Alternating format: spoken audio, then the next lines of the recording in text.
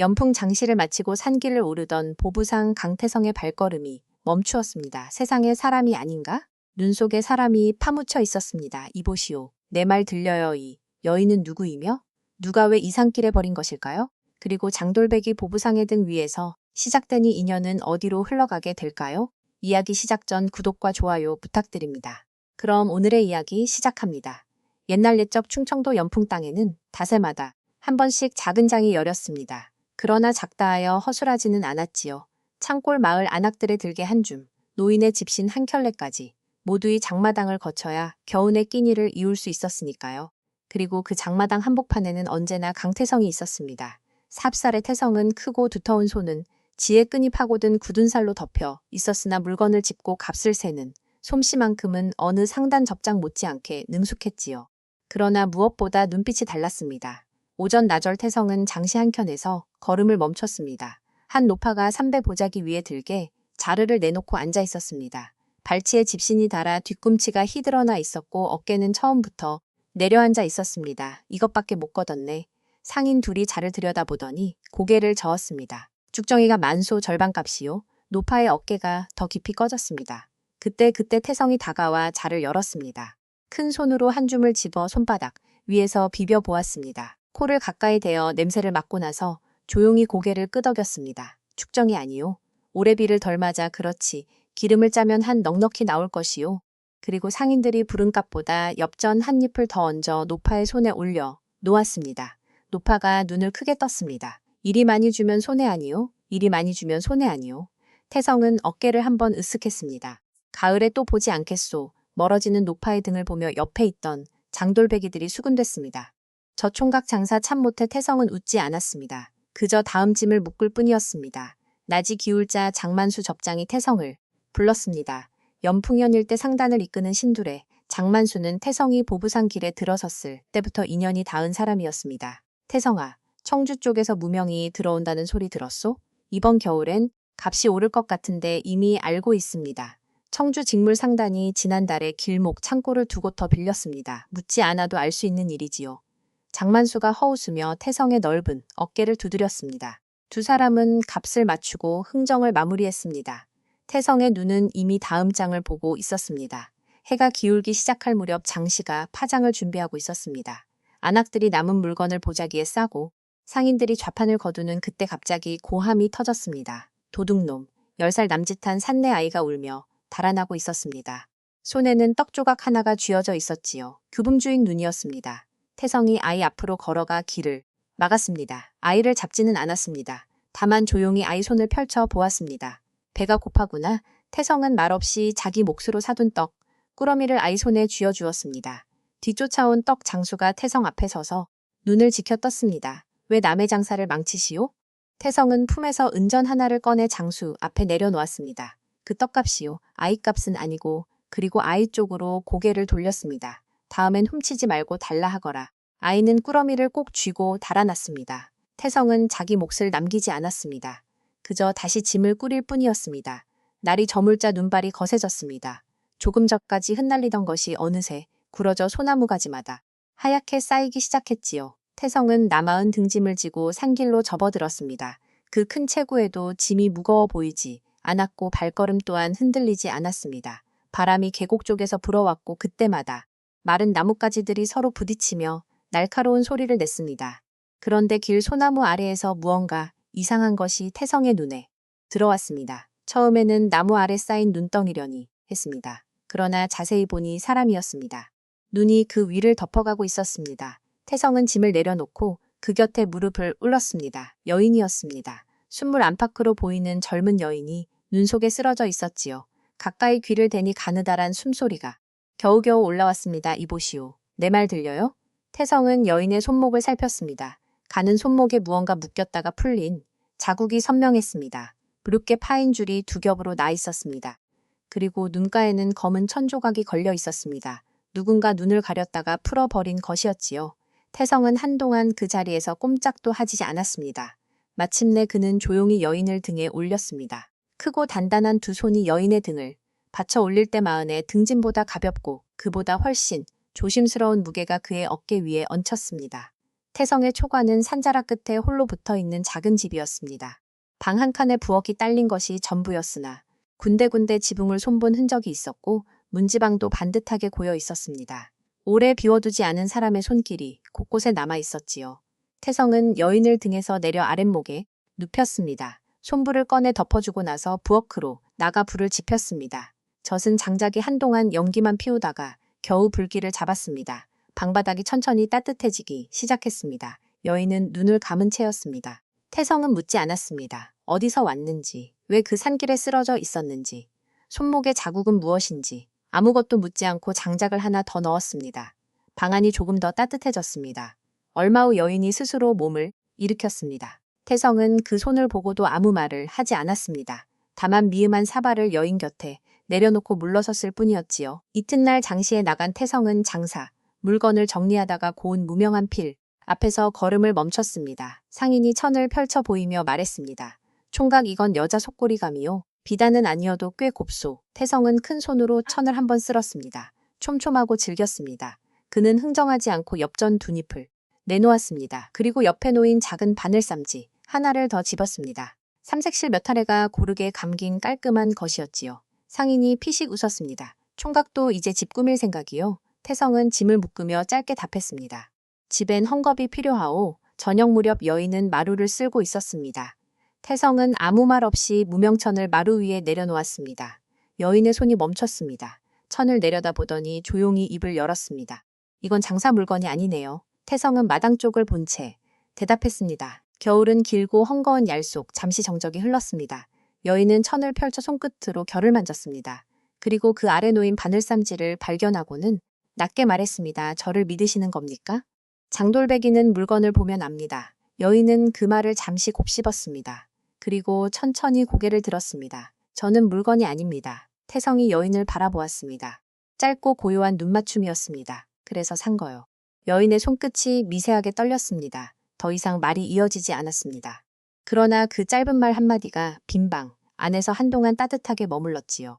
그날 밤 여인은 무명천을 잘라 태성에 해진 소매를 먼저 기웠습니다. 태성은 말없이 마루에 앉아 있었습니다. 바늘이 천을 통과하는 소리만 고요하게 났습니다. 한 땀 또 한 땀. 크고 넓은 소매뿌리를 작은 손이 정성껏 여갔습니다. 태성이 낮게 말했습니다. 그 매듭 장사꾼 매듭이 아니요. 여인이 실을 당기며 답했습니다. 저도 장돌배기 매듭을 배워야겠지요. 처음으로 둘 사이에 미소가 돌았습니다. 입꼬리가 살짝 올라간 겨울밤 화로불 같은 온기였습니다. 방 안의 불이 조금 더 밝아졌고 바깥에서는 바람이 처마 끝을 스치며 지나갔습니다. 태성은 여전히 이름을 묻지 않았습니다. 여인도 말하지 않았습니다. 그러나 그날 밤 초가 안에는 말보다 먼저 불보다 먼저 되어진 무언가가 조용히 자리를 잡았습니다.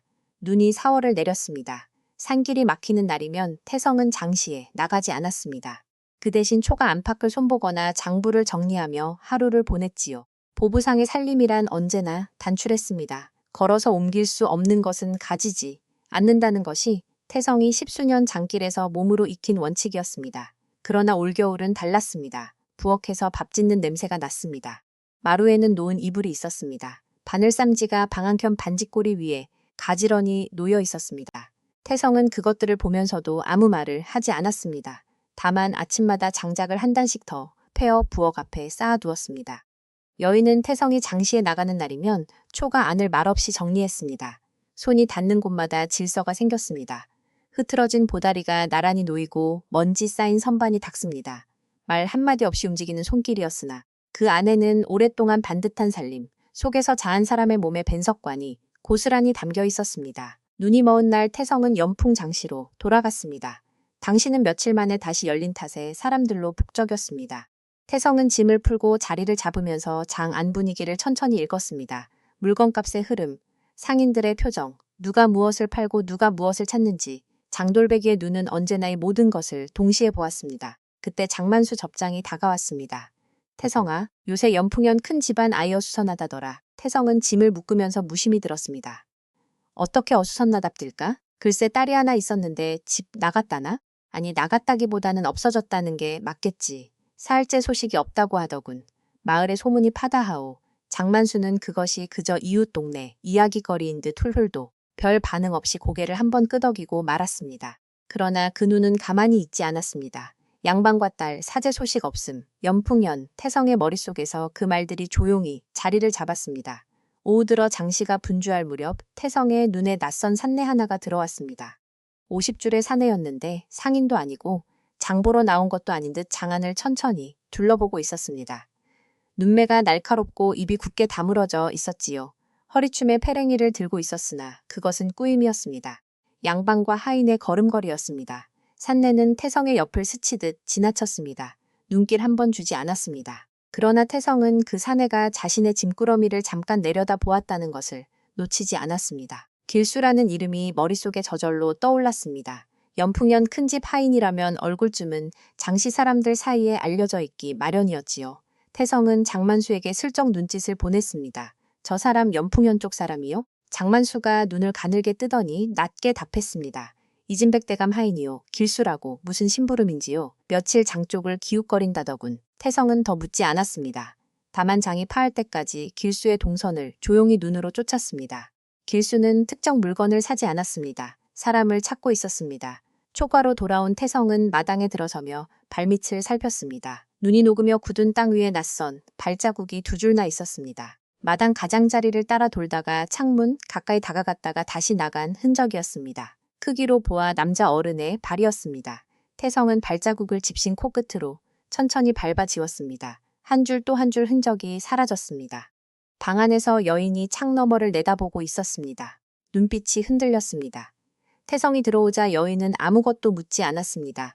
다만 두 손을 무릎 위에 모은 채 숨을 고르고 있었지요. 불안이 방 안가득 고여 있었습니다. 태성은 아궁이에 불을 더 지이고 나서 아무렇지 않은 듯 말했습니다. 눈이 만소 여인은 그 말을 들었습니다. 발자국이 지워졌다는 것도 알았습니다. 말하지 않아도 알 수 있는 것이었습니다. 불길이 조용히 타올랐습니다. 밖에서는 바람이 산을 넘어오고 있었습니다. 연풍현 쪽에서 불어오는 바람이었습니다. 이튿날 아침 태성은 장사를 줄이기로 했습니다. 원래라면 이맘때 청주 쪽으로 넘어가 무명 거래를 마무리해야 했습니다. 겨울 장시는 짧고 상당 간의 경쟁은 치열했기 때문에 하루라도 늦으면 목 좋은 자리를 내줘야 했지요. 그러나 태성은 짐을 절반만 꾸렸습니다. 먼 길을 떠나지 않고 연풍 주변 작은 장만 돌기로 한 것이었습니다. 손해가 따르는 선택이었습니다. 태성은 그것을 알면서도 짐끈을 묶었습니다. 여인이 부엌에서 나오다 줄어든 짐, 꾸러미를 보았습니다. 잠시 태성을 바라보더니 낮게 말했습니다. 저 때문에 장사를 줄이시는 겁니까? 태성은 집신끈을 고쳐 매면서 답했습니다. 겨울엔 원래 짧게 다니오 거짓말이었습니다. 여인도 알았습니다. 그러나 더 묻지 않았습니다. 4월이 지나 여인이 다시 입을 열었습니다. 태성이 저녁 장부를 정리하고 있을 때였습니다. 여인은 방 한켠에 단정히 앉아 무릎 위에 손을 모으고 있었습니다. 오래 결심한 사람의 자세였습니다. 저는 여기 있어서는 안 됩니다. 태성은 붓을 내려놓지 않았습니다. 왜요? 저로 인해 장사에 해가 됩니다. 어제 장시에서도 낯선 사람이 근방을 돌아다녔다 들었습니다. 더 이상 폐를 끼칠 수 없습니다. 태성이 그제야 붓을 내려놓고 여인을 바라보았습니다. 어디로 가시려오? 여인은 대답하지 못했습니다. 갈 곳이 없었기 때문이었습니다. 태성은 그것을 알면서도 물었고 여인은 그것을 알면서도 대답하지 못했습니다. 두 사람 사이에 긴 침묵이 흘렀습니다. 가지 마시오. 태성의 목소리는 낮고 담담했습니다. 명령도 아니었고 간청도 아니었습니다. 그냥 하는 말처럼 들렸으나 그 안에는 단단한 무게가 있었습니다. 여인은 눈을 내리았습니다. 입술이 한 떨렸습니다. 그러나 고집을 꺾지 않았지요. 저를 거두시는 까닭을 모르겠습니다. 이름도 모르는 사람을 이리 오래 품어 주시다니. 이름을 알아야 거두는 건 아니요. 태성이 짧게 받았습니다. 여인은 더 말을 잇지 못했습니다. 그날 이후 태성은 장만수를 따로 만났습니다. 장씨 한켠 주막 구석에 마주 앉아 술 한 잔을 사이에 두고 조용히 부탁을 꺼냈습니다. 접장 길수라는 사람 배경 좀 알아봐 주시오. 이진백대감 덱하인이라 들었소. 장만수가 잔을 내려놓으며 눈을 가늘게 떴습니다. 태성아, 그게 나랑 무슨 상관이요? 상관없는 일에는 부탁하지 않습니다. 장만수는 태성의 얼굴을 한동안 바라보았습니다. 십수년 장기를 함께 누빈 사람이었습니다. 말이 적은 태성이 먼저 부탁을 꺼내는 일은 드물었지요. 접장은 결국 고개를 끄덕였습니다. 이틀로 장만수가 가져온 말은 간단했습니다. 길수는 이진백대감 턴에서 20년 넘게 일한 하인이며 안채, 심부름을 주로 맡아왔다는 것이었습니다. 바깥 심부름보다는 아내마임 쪼기를 도맡아 한다는 말도 덧붙였지요. 안채마임은 대감의 후처였습니다. 태성은 그 말을 듣고 한동안 잔을 들지 않았습니다. 부처, 안채 길수, 그리고 산길에 버려진 여인, 손목에 자국 눈을 가렸다 풀린 검은 천, 실이 한 줄로 이어졌습니다. 그날 저녁 태성은 초가로 돌아와 여인 맞은편에 앉았습니다. 여인은 바느질을 하다가 손을 멈추었습니다. 태성의 눈빛이 평소와 달랐기 때문이었습니다. 태성은 천천히 입을 열었습니다. 보부상 생활 20년 만에 처음으로 스스로 질문을 꺼내는 순간이었습니다. 누가 눈을 가렸소? 짧고 낮은 말이었습니다. 그러나 그 말이 방한 공기를 바꾸었습니다. 여인의 손에서 바늘이 천천히 내려갔습니다. 오랫동안 삼켜두었던 무언가가 목구멍 가까이 올라오는 듯 여인의 눈가가 붉어졌습니다. 한 방울이 뺨을 타고 흘렀습니다. 태성은 그것을 보면서도 재촉하지 않았습니다. 다만 자리를 지킬 뿐이었습니다. 크고 단단한 두 손이 무릎 위에 가만히 놓여 있었습니다. 방 안에 불이 조용히 타오르고 있었습니다. 여인이 입을 연 것은 한참 후에 일이었습니다. 불길이 한번 꺼질 듯 흔들렸다가 다시 살아났습니다. 바람이 창호지를 한번 울리고 지나갔습니다. 그 사이 여인은 무릎 위에 놓인 두 손을 내려다보다가 천천히 고개를 들었습니다. 오래 묵혀둔 말을 꺼내는 사람의 얼굴이었습니다. 제 이름은 연서입니다. 이진백 대감의 딸이지요. 태성은 움직이지 않았습니다.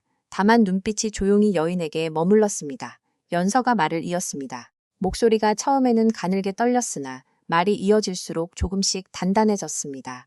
아버지께서 후처를 들리신 것은 제가 15살 때였습니다. 송씨 부인이었지요. 처음에는 조용한 분이셨습니다. 그런데 아들을 낳으신 뒤부터 안채가 달라졌습니다. 제 몫이 조금씩 줄었고 드나들 수 있는 방이 하나씩 닫혔습니다. 태성은 말없이 들었습니다. 송씨 부인의 셈은 단순했습니다. 저는 아버지의 적통 딸이었으니까요. 대가 있으면 아드님이 대를 잇는데 걸림돌이 된다고 여기신 모양이었습니다. 혼처를 구해 내보내셔도 될 일이었건만 연서가 잠시 숨을 골랐습니다. 하인 길수를 시키셨습니다. 제 눈을 검은 천으로 가리고 손목을 묶어 산길 깊은 곳에 버리라고. 겨울산에 버려진 사람이 살아 돌아오는 일은 드물다 여기셨겠지요. 태성의 두 주먹이 무릎 위에서 천천히 쥐어졌습니다.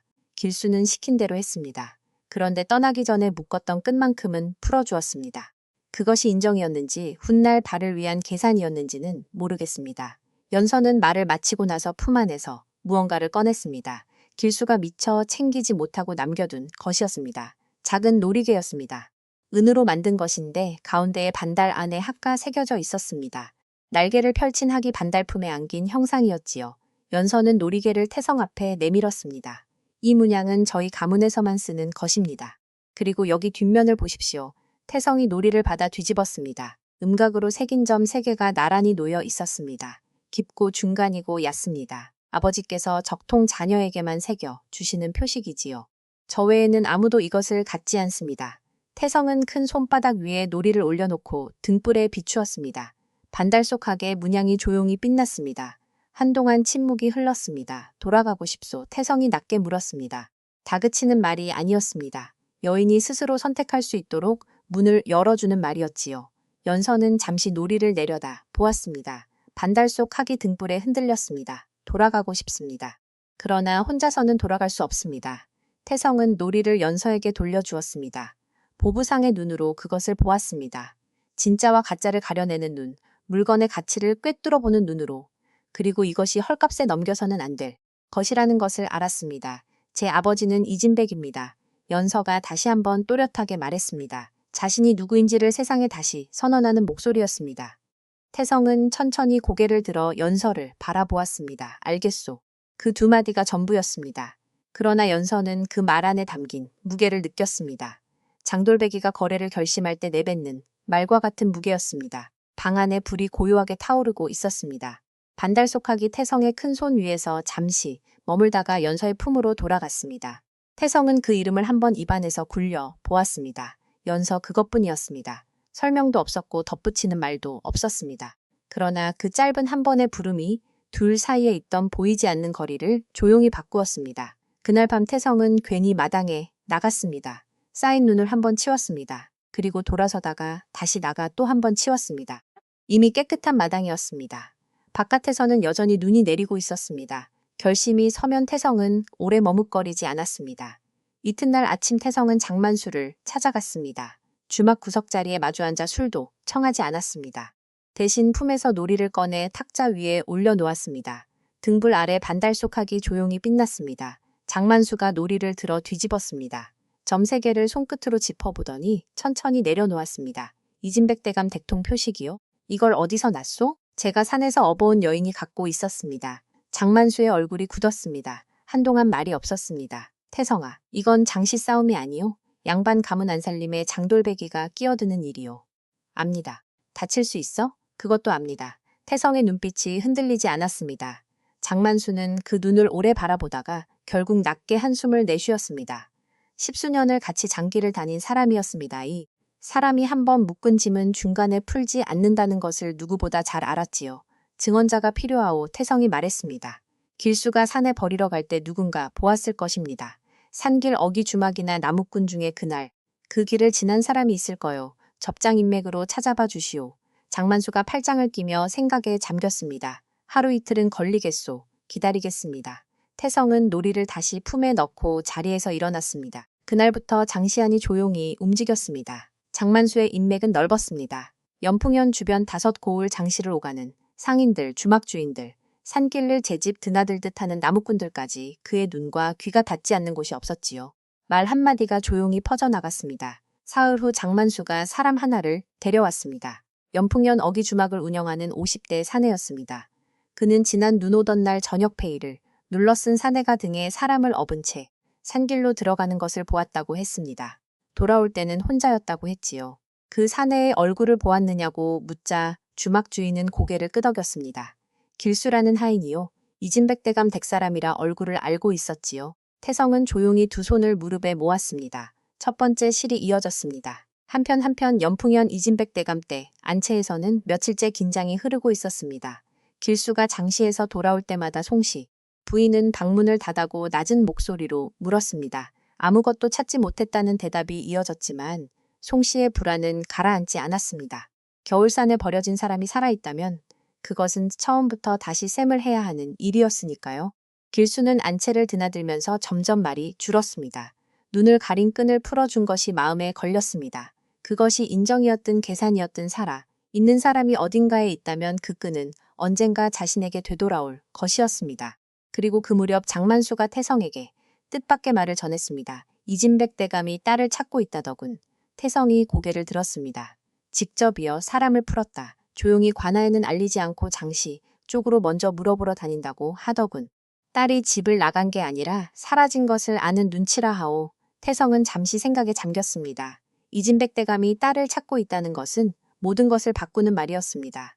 이것은 더 이상 버려진 여인 한 사람의 일이 아니었습니다. 가문의 적통을 둘러싼 싸움이었고 그 싸움의 무게는 태성이 처음 생각했던 것보다 훨씬 컸습니다.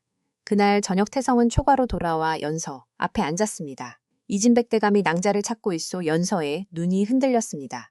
손끝이 바느질감 위에서 멈추었습니다. 아버지께서 직접 장씨 쪽으로 사람을 풀었다 하오. 관에는 아직 모르는 일이지만 오래 가지 않을 것이오.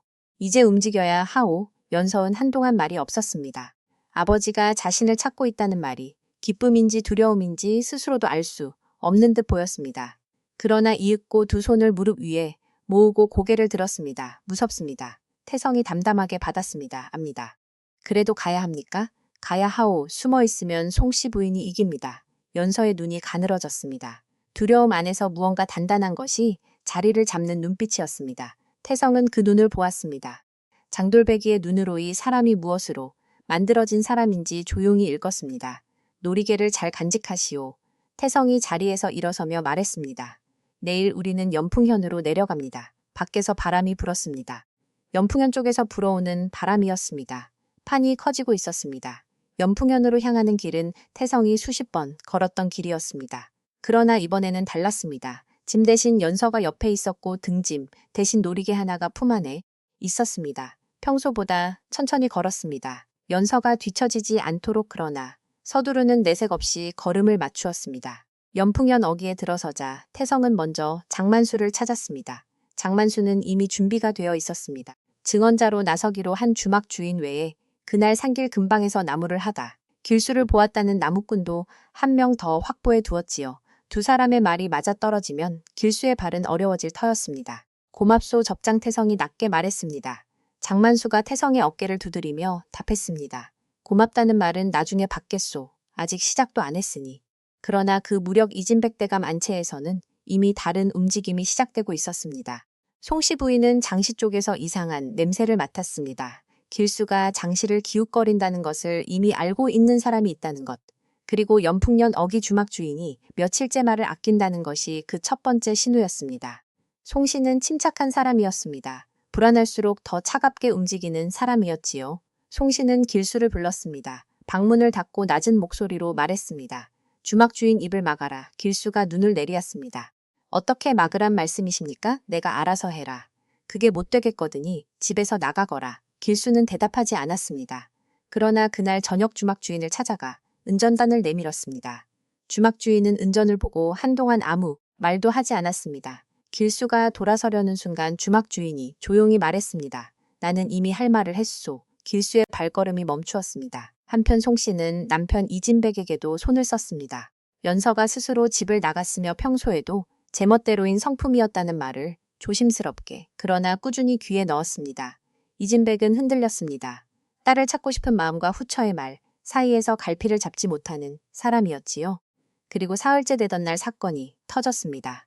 연서가 장만수의 상단 창고 근처에서 증언자들을 만나고 돌아오는 길이었습니다.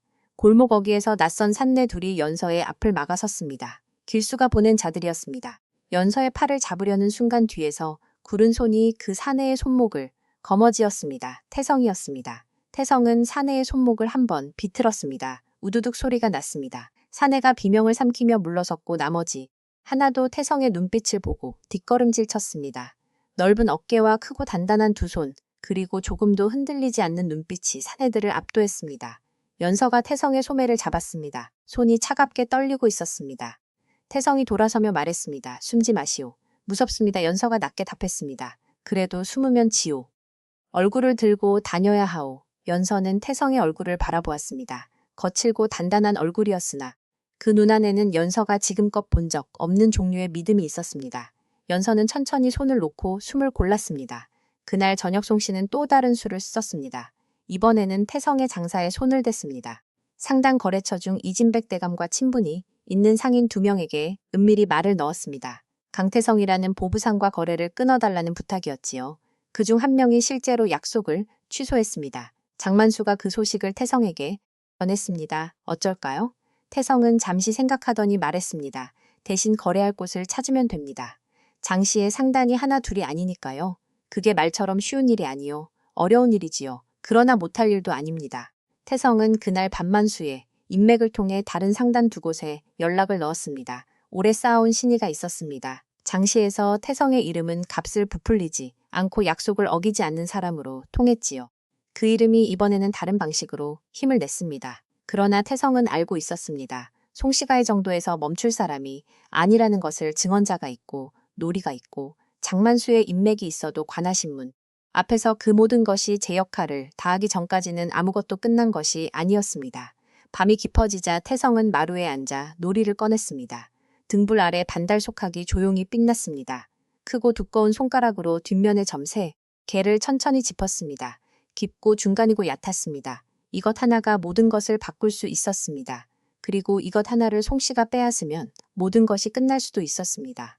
태성은 놀이를 품 깊이 넣었습니다. 관아신문이 머지 않았습니다. 관아 마당은 차가웠습니다. 겨울 햇살이 담장 위에 걸려 있었으나 마당 안까지는 닿지 않았습니다. 태성과 연서는 나란히 섰습니다. 연서의 손이 겉옷자락을 꼭 쥐고 있었습니다. 태성은 그 옆에서 움직이지 않았습니다.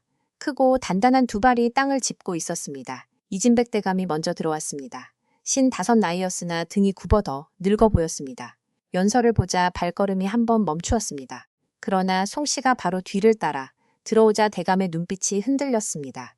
딸을 향해 내디디려던 발이 제자리에 섰습니다. 송씨 부인은 조용히 들어왔습니다. 눈물을 미리 준비한 사람이었습니다. 자리에 앉자마자 손수건을 꺼내 눈가를 눌렀습니다. 현감 이도연이 자리를 잡았습니다. 양측을 번갈아 보았습니다. 고하거라. 연서가 앞으로 나섰습니다. 목소리가 처음에는 가늘었으나 말이 이어지면서 단단해졌습니다. 산길에 버려진 것, 손목이 묶였던 것, 눈이 가려진 것을 차례로 고하였습니다. 그리고 품에서 놀이를 꺼내 현감 앞에 내밀었습니다. 이것이 증거입니다. 이진백대감 가문의 적통 표시 기호입니다. 현감이 놀이를 들어 살폈습니다. 반달속하게 문양, 그리고 뒷면의 점 3개를 손끝으로 짚었습니다. 그런데 그때였습니다. 송씨가 자리에서 일어섰습니다. 나으리 그 놀이개는 제 것이 옵니다. 방안 공기가 바뀌었습니다. 연서의 얼굴이 굳었습니다. 연서가 제 패물함에서 훔쳐 달아난 것이 옵니다. 저는 이 아이가 제 패물을 탐낸다는 것을 진작부터 알고 있었지요. 몇 차례 타 이르고 달랬으나 끝내 손을 댔습니다. 그러니 달아난 것이 아니겠습니까? 이진백이 미간을 찌푸렸습니다. 부인, 그게 무슨 말이오? 대감이 아이가 집을 나간 것은 제가 꾸짖었기 때문이옵니다. 섭섭한 마음에 오기를 부린 것이지요. 산에 버렸다는 것은 터무니없는 거짓말이 옵니다. 송씨는 오열했습니다. 소리 없이 흐르는 눈물이었습니다. 조용하고 절제된 울음이 오히려 더 무겁게 방안을 눌렀습니다. 성감이 놀이를 내려다 보았습니다. 표식이 누구의 것인지 확인이 필요하겠구나. 연서가 입술을 깨물었습니다. 놀이가 빼앗길 위기였습니다. 아니, 놀이개보다 더 큰 것이 흔들리고 있었습니다. 자리에서 밀리면 모든 것이 송씨의 말대로 굳어질 터였지요. 그때 길수가 불려 들어왔습니다. 현감이 물었습니다. 내가 이 낭자를 산에 버렸느냐? 길수는 바닥을 보았습니다. 잠시 침묵이 흘렀습니다. 그리고 천천히 고개를 들었습니다. 소인은 그런 일을 한 적이 없사옵니다. 낭자께서 스스로 나가시는 것을 보았을 뿐이옵니다. 연서의 눈이 커졌습니다. 길수가 뒤집었습니다. 은전단양으로 입이 막히지 않았던 주막 주인과 달리 길수는 송씨의 손 안에 있었습니다. 이진백이 딸을 바라보았습니다. 혼란한 눈이었습니다. 믿고 싶은 것과 보이는 것 사이에서 길을 잃은 눈이었지요. 연서가 떨리는 목소리로 말했습니다. 아버지, 저를 보십시오. 손목의 자국을 보십시오. 그러나 이진백은 시선을 내리았습니다. 방안이 조용해졌습니다. 현감도 말이 없었습니다. 증거는 놀이뿐이었고 놀이의 주인이 누구인지는 아직 결론이 나지 않았습니다. 증언자는 아직 불려 들어오지 않았습니다. 길수의 거짓 진술이 먼저 자리를 잡았고 송씨의 오열이 그 위를 덮었습니다. 연서의 눈에서 눈물이 떨어졌습니다. 이번에는 참지 못한 눈물이었습니다. 그 긴 침묵 속에서 태성이 앞으로 나섰습니다. 나으리 들릴 말씀이 있사옵니다. 현감이 태성을 바라보았습니다. 내가 누구냐? 연풍 장시 보부상 강태성이라 하옵니다. 이 낭자를 산에서 업어온 사람이 바로 소인이 옵니다. 방안의 시선이 태성에게 쏠렸습니다. 송씨의 눈이 가늘어졌습니다. 이진백이 고개를 들었습니다. 태성은 흔들리지 않았습니다. 넓은 어깨가 반듯하게 세워져 있었습니다. 그날 산길에서 낭자를 발견했을 때 손목에는 묶인 자국이 있었고 눈가에는 검은 천각이 걸려 있었사옵니다. 스스로 나간 사람의 모습이 아니었습니다. 그리고 그 자리를 목격한 사람이 있사옵니다. 현감이 눈썹을 올렸습니다. 데려오라. 태성이 고개를 끄덕였습니다. 장만수가 밖에서 기다리고 있었습니다. 증언자 2명과 함께였지요. 그러나 방안은 여전히 팽팽했습니다. 증언자가 들어오기 전이 긴 침묵의 무게가 어느 쪽으로 기울지는 아직 알 수 없었습니다. 송씨는 눈물을 거두지 않았습니다. 이진백은 여전히 시선을 정하지 못했습니다. 연서가 태성의 옆에 섰습니다. 태성은 정면을 보았습니다. 크고 두꺼운 두 손이 옆에 가만히 내려져 있었습니다. 떨지 않았습니다. 문이 열렸습니다. 문이 열리며 2 사람이 들어왔습니다. 연풍현 어기 주막 주인과 나무꾼이었습니다. 장만수가 그 뒤를 따라 들어와 한켠에 섰습니다. 방 안의 공기가 달라졌습니다. 송씨의 손수건을 쥐 손에 힘이 들어갔습니다. 현감 이도연이 주막 주인을 바라보았습니다. 고하거라. 주막 주인이 바닥에 무릎을 꿇고 말했습니다. 소인은 연풍현 어기에서 주막을 운영하는 사람이옵니다. 지난 눈 오던 날 저녁 폐행일을 눌러쓴 사내가 등에 사람을 업고 산길로 들어가는 것을 보았사옵니다. 돌아올 때는 혼자였지요. 그 사내는 이진백 대감댁 하인 길수였사옵니다. 이진백의 눈이 천천히 길수에게 향했습니다. 나무꾼이어서 말했습니다. 소인도 그날 산 어기에서 나무를 하다 보았사옵니다. 길수 하인이 여인을 얻고 산 깊은 곳으로 들어가는 것을 그리고 빈손으로 내려오는 것을 2 눈으로 똑똑히 보았사옵니다. 방안이 조용해졌습니다. 2 사람의 말이 맞아떨어졌습니다. 길수의 얼굴이 창백해졌습니다. 현감이 길수를 바라보았습니다. 다시 묻겠다. 내가 이 낭자를 산에 버렸느냐? 길수는 입술을 열었다가 닫았습니다. 송씨를 힐끗 보았습니다. 송씨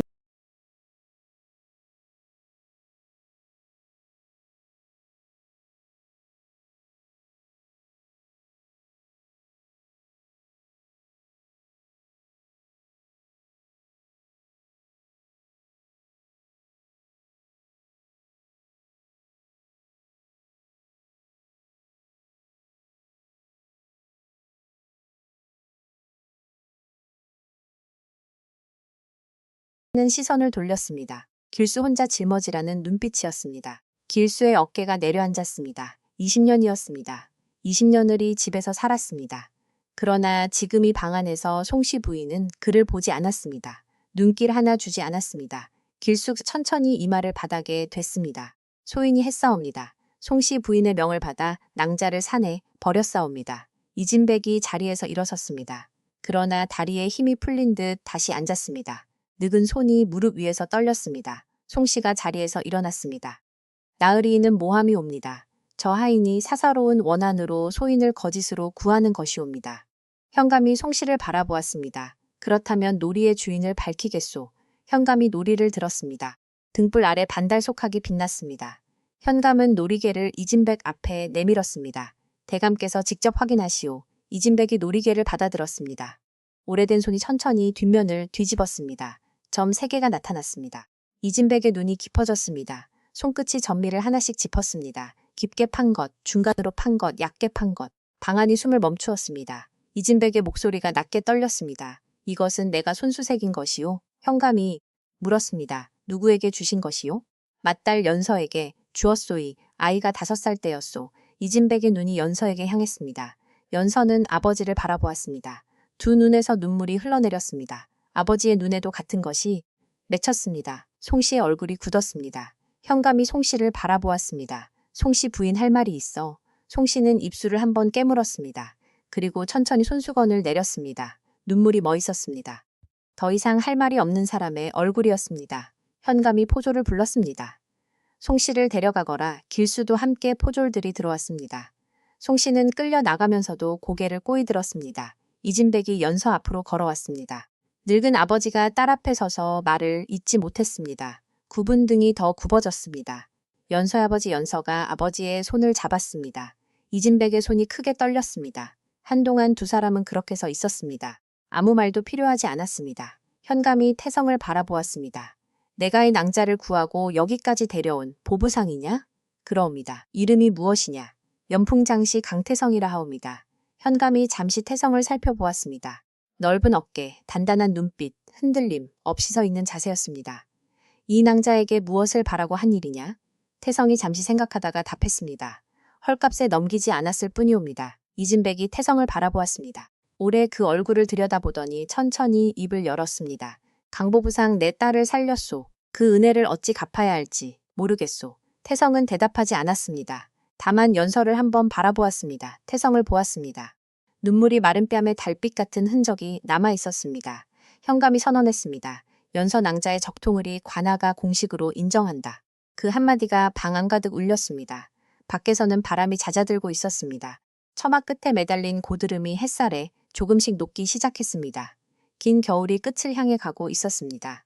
봄이 오는 것은 연풍연 뒷산 소나무 사이로 새 울음소리가 하나둘 끼어들기 시작했습니다. 이진백 대감백 대문 앞에 선 태성은 그 냄새를 맡으며 잠시 발을 멈추었습니다. 기와집이었습니다. 10수년 장기를 다니며 수없이 지나쳤던 집들이었습니다. 그러나 그 문 안으로 들어가 산 적은 한 번도 없었지요. 태성은 대문을 바라보다가 천천히 고개를 들었습니다. 봄 하늘이 맑았습니다. 연서가 안에서 나왔습니다. 대감낭자의 옷차림이었으나 눈빛만큼은 초가 마루에서 바느질을 하던 그 사람과 같았습니다. 들어오지 않으시겠습니까? 태성은 문지방을 바라보았습니다. 그리고 크고 단단한 발로 그것을 넘었습니다. 홀레날입니다. 이진백 대감이 원하는 것은 딸이 살아 돌아온 것, 그리고 그 딸 곁에 믿을 수 있는 사람이 있다는 것으로 충분했습니다. 두 사람은 미소 지었습니다. 예를 마치고 태성이 사랑채로 들어서자 하인들이 눈을 낮추었습니다. 장돌배기 출신의 사위였습니다. 수근거림이 없지는 않았지요. 그러나 태성은 그것에 귀를 기울이지 않았습니다. 다음 날 아침부터 사랑채 한켠에 자리를 잡고 장부를 펼쳤습니다. 이진백 대감 가문의 살림은 겉으로는 반듯했으나 안을 들여다보면 허술한 구석이 많았습니다. 장씨와 연결된 거래가 끊겨 있었고 곡식 창고 관리도 헐거웠습니다. 태성은 말없이 하나씩 손을 댔습니다.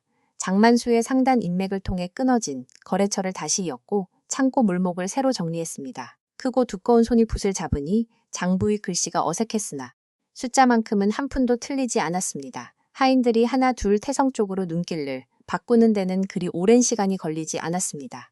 연서는 안채 한켠에 침선방을 열었습니다. 바느질을 배우려는 마을 안악들이 찾아왔고 연서는 그들에게 자리를 내주었습니다.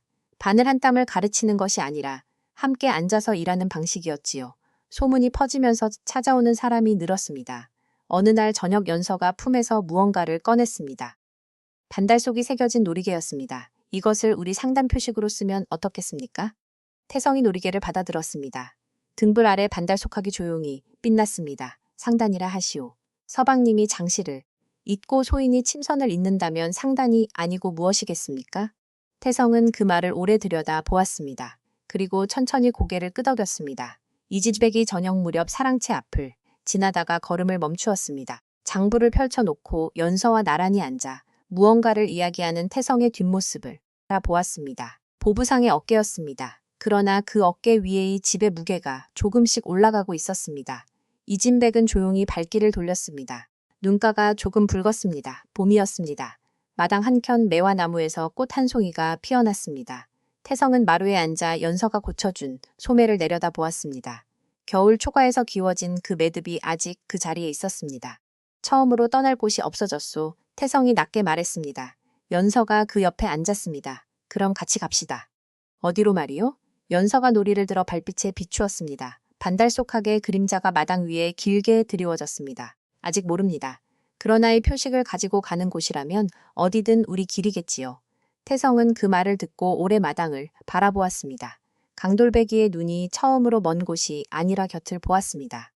그리고 그 곁에 연서가 있었습니다. 이야기 잘 들으셨나요? 내 곁에 늘 있는 든든한 곁에 있는 소중한 사람에게 따뜻한 말 한마디 건네보시는 건 어떨까요? 그 작은 마음이 우리의 삶을 왕처럼 귀하게 만들어줄 것입니다. 오늘 이야기가 마음에 작은 울림과 감동을 남겼다면 좋아요와 구독, 그리고 알림 설정으로 마음을 함께 해주세요. 제가 올린 다른 영상도 재미있게 시청해보세요. 백내에 늘 평안히 깃들길 바라며 행복하세요. 감사합니다.